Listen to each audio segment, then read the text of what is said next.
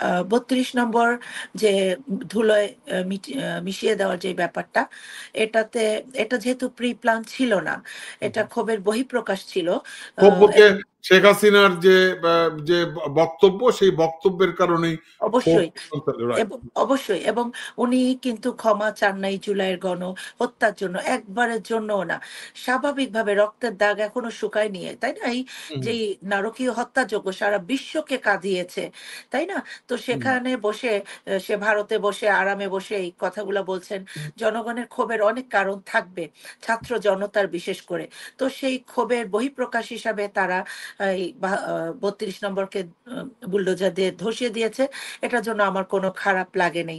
এখন হুম, আপনি বলবেন এটা শেখ মুজিবের স্মৃতি বিজড়িত বাড়ি। ওকে। এই বাড়ির পিছনেও ইতিহাস আছে। এই বাড়িটাও আ দখলকৃত বাড়ির মধ্যে পড়ে। অথবা যাই হোক যে ওই বিষয়ে যদি আমরা নাও যাই, তো শেখ মুজিবের শাসনামল কেমন ছিল? এটা আগে আমাদের বুঝতে হবে।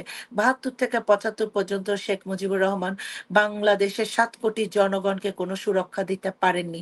প্রত্যেকটা জীবনকে উনি একেবারে বিপর্যস্ত করে ফেলেছিলেন। উনার একান্ত কাছের যারা ছিল, তারা অনেক সুরক্ষিত ছিল, তারা প্রটেক্টেড ছিল। কিন্তু এর বাইরে জনতা যারা ছিল, তাদের মানে শান্তি ছিল না। আপনি দেখেছেন যে ৭৪ এর দুর্ভিক্ষের সময়, ওই সময়তে আ উনার ছেলের বিয়ে, উনার ২ ছেলের বিয়ে উপলক্ষে আপনার বাইরে থেকে মদ আমদানি করা হয়েছে, সিগারেট আমদানি করা হয়েছে। বড়, বড় পত্রিকাতে ওগুলো লিখা হয়েছে। ওই সময় ব্যাংক ডাকাতি ছিল। ওই সময় আমরা বাসন্তীর বোনকে জালের নেট দিয়ে কাপড় বানায় পড়তে দেখেছি, তাই না?